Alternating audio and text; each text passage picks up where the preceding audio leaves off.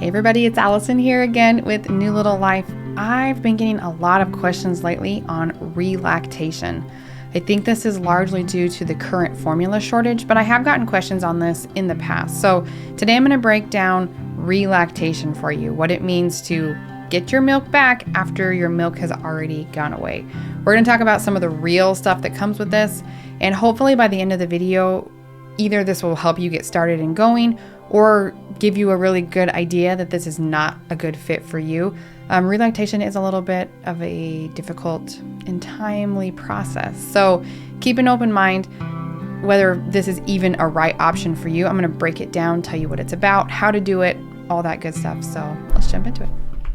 Okay, so as I'm filming this video right now, we are currently in the middle of a huge formula shortage, and I have seen relactation being thrown around there as an option for a lot of formula feeding moms if they can't find formula. And while I think it's really good that we're talking about options like this, I really don't think it's great to imply that moms who are formula feeding should switch to breastfeeding and go through this whole process because it's a lengthy process, okay? So in no way am I saying that you should do this, okay? And you are not a bad mom for choosing to formula feed your baby. You are also not a bad mom for choosing to breastfeed your baby. I'm just giving you the information, okay? So I typically work with working moms who are combining breastfeeding and pumping. So I am a lactation consultant and also a breast pump expert, this is really important right now too, because if you're a mom breastfeeding or you were breastfeeding and you're going back to work, you can't afford to lose your milk supply because getting formula is really difficult. So if that's something that you need help with, you can check the link down below on how to work with me.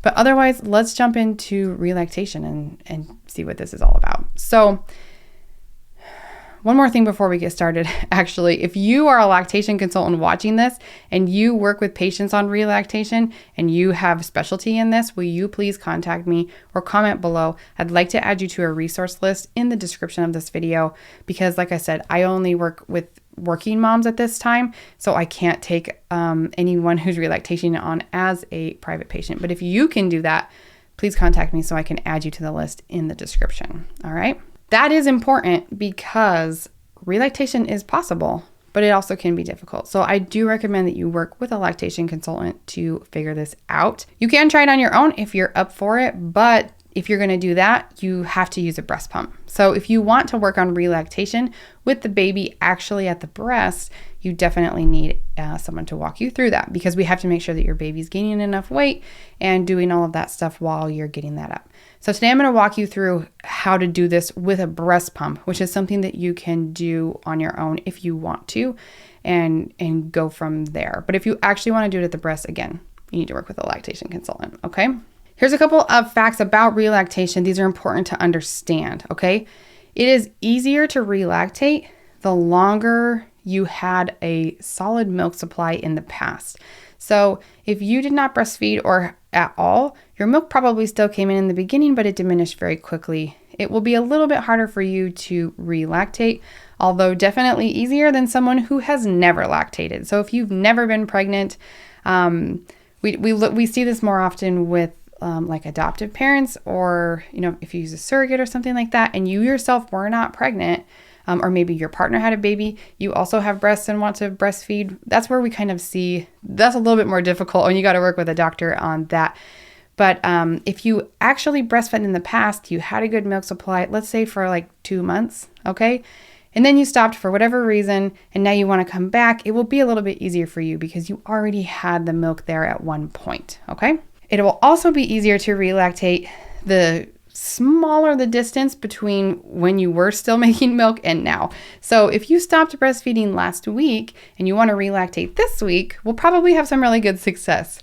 If it's been a year since you last breastfed and now you're wanting to start relactating, it's going to be a little bit trickier. Okay, so all of these situations are doable. But this brings me to my first point in relactation, which is setting your goals. Okay? The goals need to be realistic and attainable for you and your family situation. Okay? This is really, really important.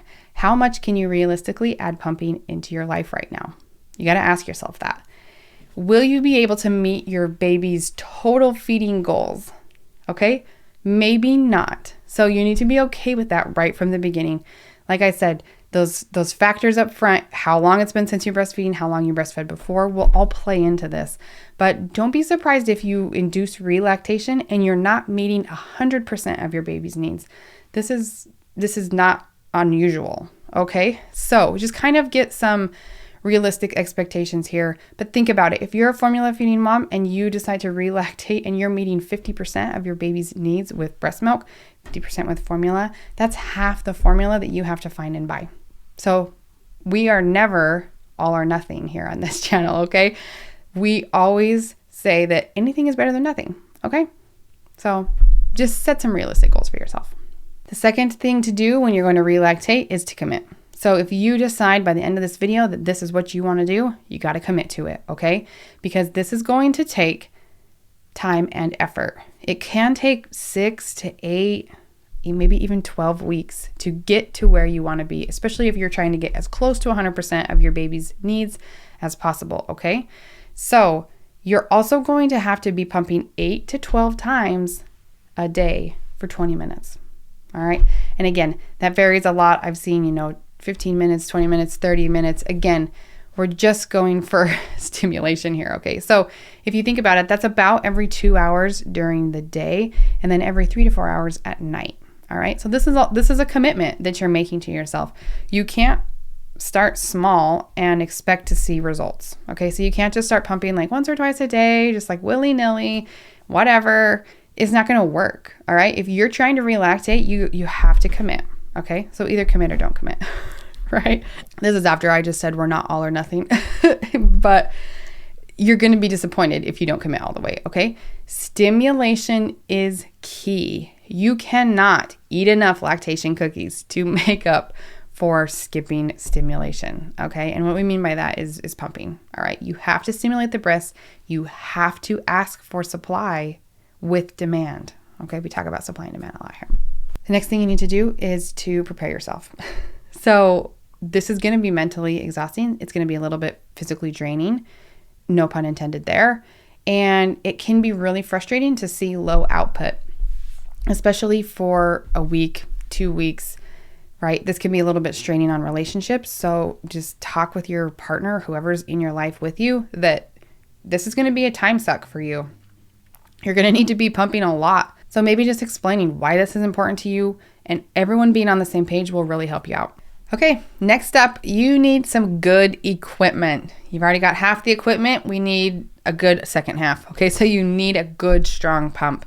If you can get your hands on like a multi-user hospital grade pump, which is not really a term anymore, which we talked about in this video here, but so if you want to rent like a Medela Symphony, for example, that would be a great pump. They're very strong. They're dual motors. They will kind of give you the best and most customizable suction stimulation that you need, okay? Spectra is also a great pump to start with, anything like that. That one's not dual motor, but it is a really good, strong pump. We talk a lot about pumps on this channel. There's a million videos. You can also come and ask in our Facebook group if you want some help choosing a pump for relactation. We can help you do that.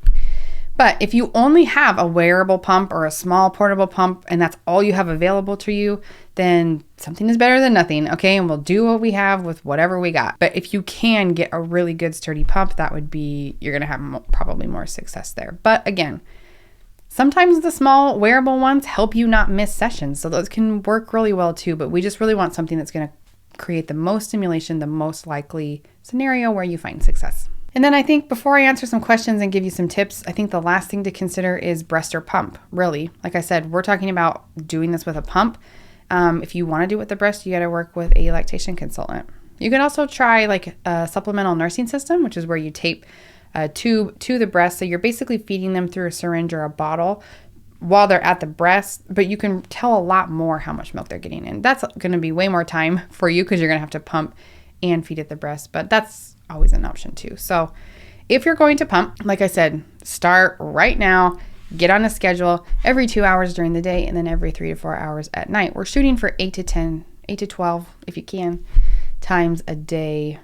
And I'm going to say a day, I mean 24-hour period, for about 20 minutes, okay? And you will see drops come out, okay? Depending on, like I said, how long it's been since you've lactated, you might have really low output for a while, okay? Do not let this discourage you. The goal here is stimulation. The goal here is demand. Demand, demand, demand. The supply will come, but we have to tell your body, hey, we need milk, all right? And it's going to take longer than when you already have milk. Just making some more milk is a little bit easier than making milk from nothing, okay? We have to get those hormones going and all that stuff. So that's kind of the schedule you need to start on, and then just commit. Keep going and reach out to a lactation consultant if you need help. Okay, a couple common questions about relactation. Let's talk first about Glactagogues, okay? That is a fancy word for foods or supplements that bring milk. Glactagogue.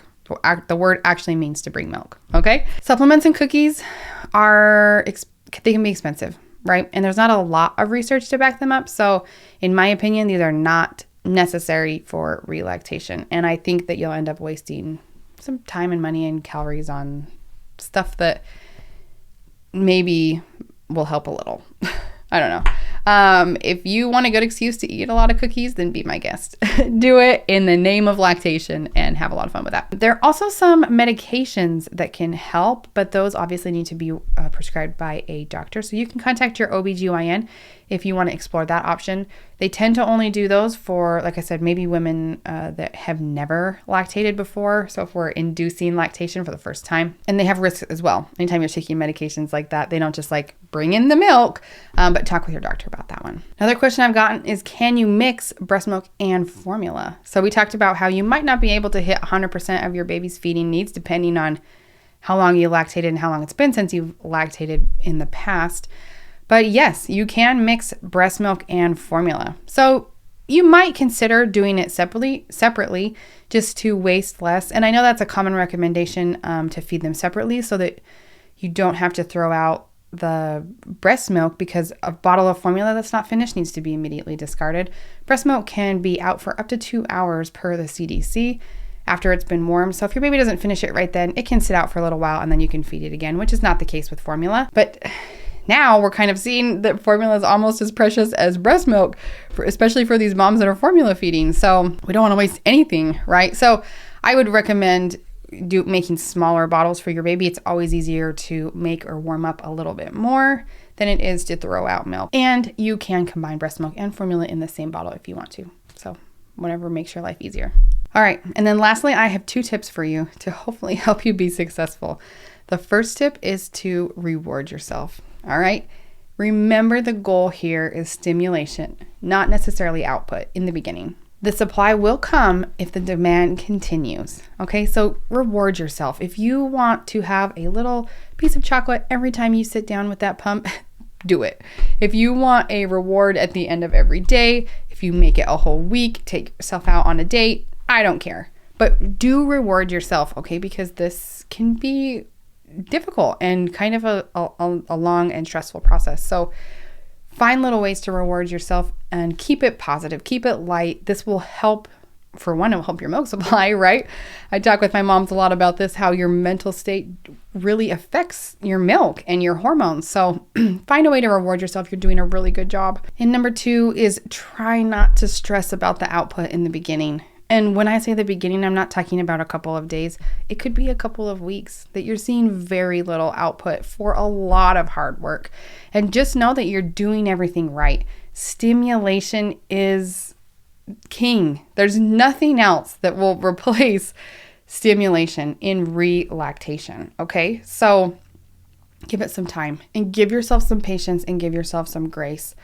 Make sure that you're doing this for the right reasons. If you're doing this just because you are so afraid of this formula shortage and that you feel like a failure and you're trying to make up for some like bad choice that you made before, these are not good reasons to do this. Okay, this is hard and it takes some work. So if you want to do this, or if this is something you're like, yeah, I can handle this, I want to do it, and this sounds like something that I can handle and I'm at a good place in my life where I can do this, do it. I want to see you succeed.